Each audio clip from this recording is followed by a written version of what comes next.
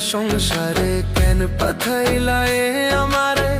তোমার হিসাব তুমি বোঝো, আমি বুঝি না।